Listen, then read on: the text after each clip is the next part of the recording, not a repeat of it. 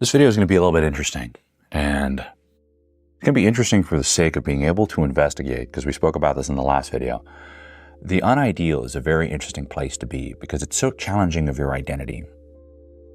And that's a good place because, you don't want to identify with your virtues. You're going to become blind of who the person really is. And that's not a place where you're actually going to be growing. And actually, you'll become really confused in your relationship with good or evil and what's bad or broken or what's good and light, etc.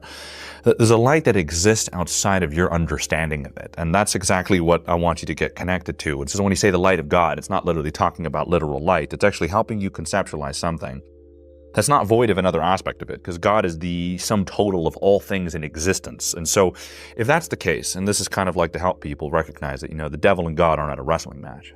He created that, and that's part of a story that was also written by man. Crazy idea.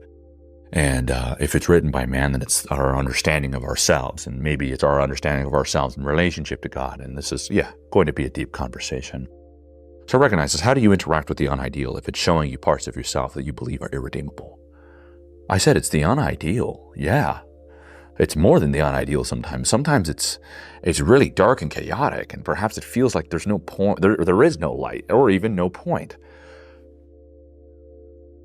That just shines a light to the bigger question. And the bigger question to me is, I think I wrote it down, but it's still something that's really sitting with me. And I feel what's really sitting with me at this point is being able to really see what is reflected in your life that's really calling you to investigate it. And so I was working with a client, and I noticed that he came out of a 30-year marriage. That was quite interesting because, it was a 30-year marriage, and he was Catholic, and he married the girl that was going to build the life with him, and they both were avoidant of their dark nature. And well, then pretty much she became an overbearing mother, only a mother to her children, but not a wife, which you're going to need. And of course, when that happened, he ended up cheating, which is also reflective of his dark nature. And all of these things seem to be, a hard point of contact for most people, that this exists in them and you're no different.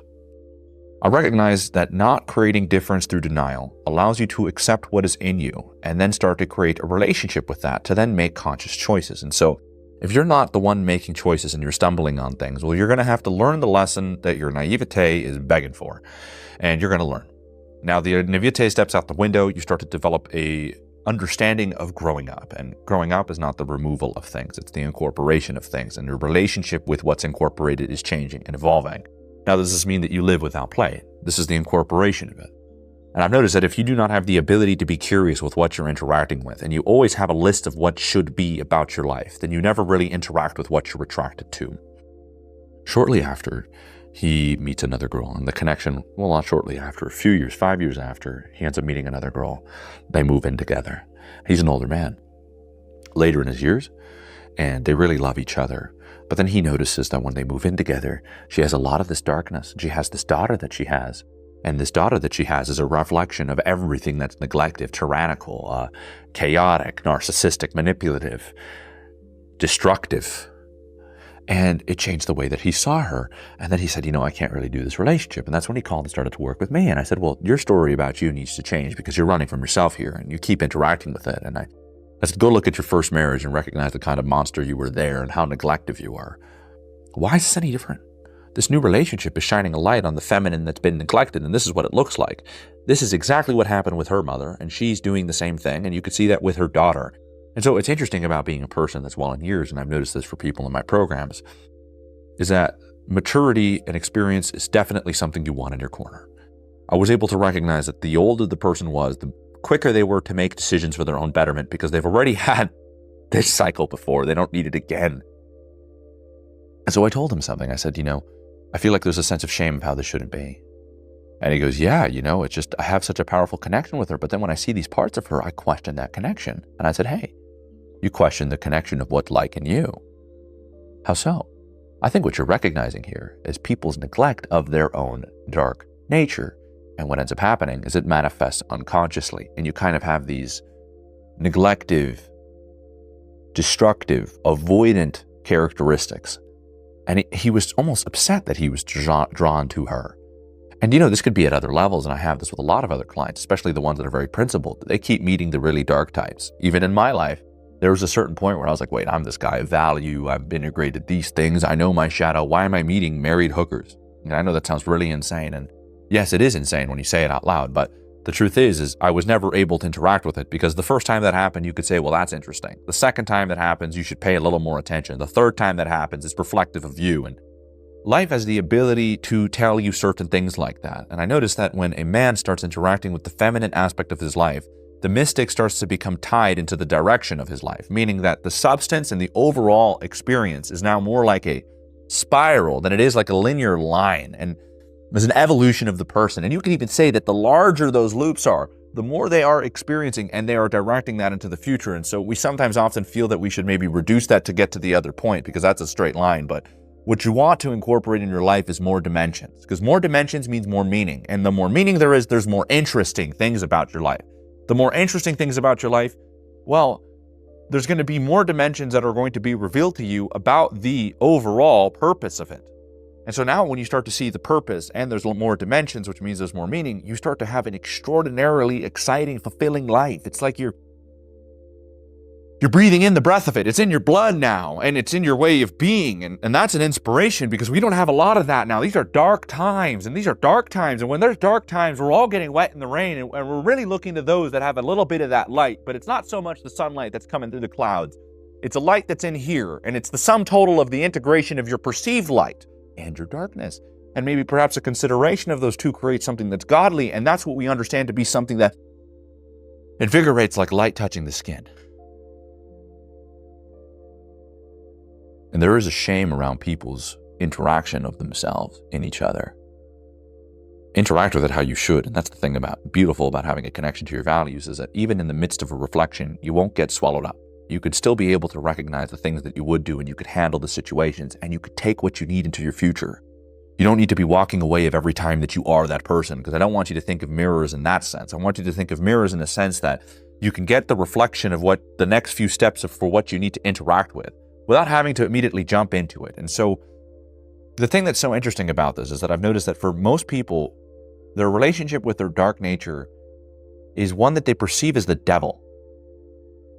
Now, if you perceive your dark nature as the devil, then that means that everything that is accompanied in it is separate from you. No. It's just bringing up everything that is, and every iteration of the devil, the serpent, or whatever your understanding of this part of yourself as this darkness is actually calling to you, talking about what is in you and bringing it up. And often the feminine aspect of ourselves, and you could see this particularly for religious people, tends to be a little more handicapped. And what was interesting with my client and a series of other clients that I have is that they almost feel shame for the things that they desire, like they shouldn't. And I find that really convenient, because the process of you moving forward is being able to face that part of yourself, to then really understand it without you rejecting it. When you reject it, it tends to show up in more areas of your life. And when it tends to show up in more areas of your life, and you don't have a foundation to interact with what you're interacting with, which is really a mirror of yourself and perhaps the manifested darkness you don't like to face, then it will keep popping up, or you will even do something even worse, which is sign a contract with avoiding that for the rest of your life. So we're here to grow. That's a hard thing to accept, because if you're here to grow, you're here to, drink from the fountain of truth, and that's going to change you. And I promise you that that's the kind of change your soul searches for, and the kind of desire you're really looking for. I was speaking to one of my friends, and he has a little valet situation going on for him, and we speak every Sunday whenever I get to grab a coffee. And he was telling me a lot about the religious world that he's been in, and how that's really shaped his belief around women and sex. And I asked him, what are the kind of women that you really desire? And he goes, I love the slutty types. I said, interesting. What are the kind of women you marry? And he goes, virgins exclusively. I was like, well, you're going to be really fucked. You're going to be walking on eggshells your whole life. And I said, well, here's what happens. And I said, if you don't mind me telling one of your past relationships, and he tells me one of his past relationships. What's so interesting about his past relationship is that it was so void of everything that had the dark nature in it, he got to experience somebody who suppressed all of it and weaponized it against him. So we often think of the purity of a virgin as the very thing that we're looking for in a woman. And it's like, well, you have to expand your definition of purity, or else you will be puritanistic, meaning avoiding everything about reality. And if you can't see the dirty slut in the virgin, then you can never really see the virgin of the dirty slut. And these things work well with each other. And the reason why they work well with each other is because they're trying to show you something. That if you do not have that desire and passion of that playful, slutty, ass-shaking girl, and I use these vulgarities to actually play into the parts of the primal existence we all have collectively, then everything about your perceived purity is not divine at all. And so you create a further and further split from an intimate expression and something you really seek in your life because of your perception of how you see things like light, when really what you want is to have the freedom of expression in the sexual aspect of it, to be able to incorporate all of what you are with each other, and that creates a sense of knowing. So now, the basis of love is no longer naivete. It's being able to accept everything that comes with it, and everything that maybe is going to be shined a light on your insecurities and inadequacies that will come up to the surface. And what's so interesting is that this won't just manifest in people's life in relationship to sex, because it usually does, and I think that's where most people's shame is. It's actually in relationship to what they believe about life. And the arrogance that we have about its conclusivity when it hasn't even been challenged by reality. And I've noticed that the danger of most people's lives is they're selling a lie to their children.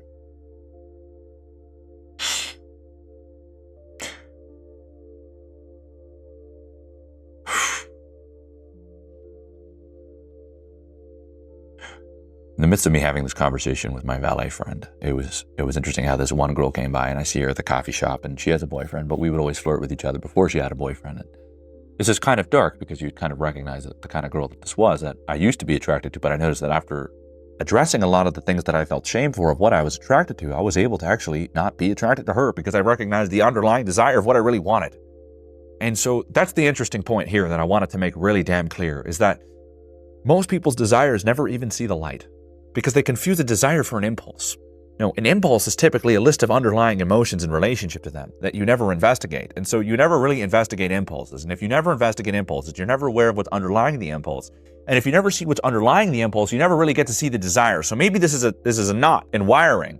And that's the whole point of rewiring, is being able to address that there are certain dysfunctions that are created as a form of survival. But what if that was your ideology, the manifestation of your protective mechanisms? And I've noticed that people's ideologies have things like God in them, and I've talked about like the divine, and all of that's a problem. And I'll tell you why it's a problem, because it's so void of everybody's humanity that's playing out into things that are godly. And then what ends up happening is you distort that name. It's like now we have to say things like the universe or something, the infinite intelligence, dual words, for example. And then we start to diminish something that actually exists in our lives. God's challenging, of course. Existence is challenging, of course. Humanity is challenging, of course. All of this is challenging. And there's things that we can do in order to increase our likelihood of success. And I notice that's being able to accept the implications of what reality requires you to do, which is when it comes knocking, open the door, face it. And that's about all you can control, because the purpose of a family is to be able to give you those tools. And you want to be able to look at your parents and to be able to understand that what they have is real. And I could see that it's real because it's not perfect, but also I can see the person in each of them. And so that's actually typically a sign of maturity in the process of growing up, which is really what transformation is. It's growing up. I've recognized something interesting is that girl came in and I made this joke about her, and I said, hey, for 10 minutes, you don't have a boyfriend, right? And of course, because we're going to talk about things that we were going to talk about in the conversation. We were talking about sex, and the valet guy is very religious, and he keeps telling me he has these lustful thoughts. It's like, you better redefine that word, because your definition of lust is sexual desire. There's a very big difference. And if you're defining something as lust as your sexual desires, then you're protecting yourself from the power of your desires. And maybe that's something that terrifies you, or maybe even the inadequacies that come with your truest desires. Maybe you don't feel that you can have that. And I told him that being able to have that purity of the virgin or the woman that wants to build the life, but also to have the playful fun of the slut, for using these kind of terms. You don't want to live without that. But you see that the very thing that you reject that you're attracted to is the very thing you never realized to investigate, to start recognizing the responsibility of your life and what it requires to walk truthfully. To walk truthfully is not void of what can be misunderstood. It's to accept being misunderstood by saying the truth. This is the message of the problematic perception of righteousness. Let me be honest with you. If you're a good man now, you will be misunderstood as a bad one. And if that's not what's happening, then you're probably not a good man. And I recognize that walking around as an 8-foot werewolf, people are going to perceive that as the thing they need to take down. That's due to their naivete of its necessity to bring love. if you can't understand that the walls that you have are really there to stop you from understanding what love really is, because if you experience that within you, you would recognize you can have it. Something my father wrote, and I wanted to read it because I thought it was really beautiful, and I'll leave it there.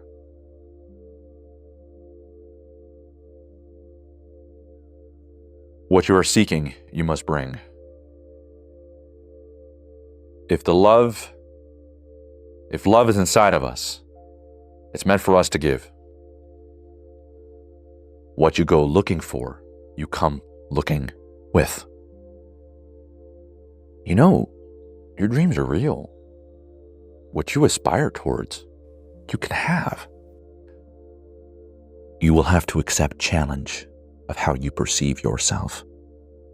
And if you could change the way you perceive yourself, then maybe there's more to you. The reason the ego limitates, and I've been speaking about that in a lot of my previous videos, is that it becomes the basis of your life. And what I found is very interesting is that the identification of particular understandings like symbols and dreams and terminologies and particular leaders that you have, whatever your religion or faith, you have to be able to accept you have in order to step outside of the ego, to then recognize the universality of the symbols that you've adopted as a Muslim, a Buddhist, a Jew, or a Christian. And what ends up happening is we become connected under the basis of truth. And somehow, through the very thing we look to reject, our ego, is the very thing that we connect to the universality of ourselves. So when you could accept that as it is and you connect to the universal, you can bring it back down to what you are. And then now you no longer identify or attach yourself to these things. You could think for yourself and be a truthful individual who's not looking for an answer, but who's learning to immerse themselves into life. And when you immerse yourself into life, you're alive and you're breathing and you're a representation of what people should be. Because what they're really telling them they should be is who they are. So that's the one time where you can really say that's the right thing. And it's like, well, it's the right thing because it's in connection to the most truthful aspect of all of us as human beings. And that's when we're interacting with the divine component of ourselves in relationship to the primal instincts. And we're no longer rejecting one to avoid the other. We're agreeing that they both are existing as one. That is the basis of humanity. The basis of humanity is the one thing we all seek. And it shines a light on really how godly we are. We live with that. The idea of shame is no longer the thing we exist with. We actually start to exist with a universal understanding and a unity through the basis of what we are, so it's no longer the thing we reject.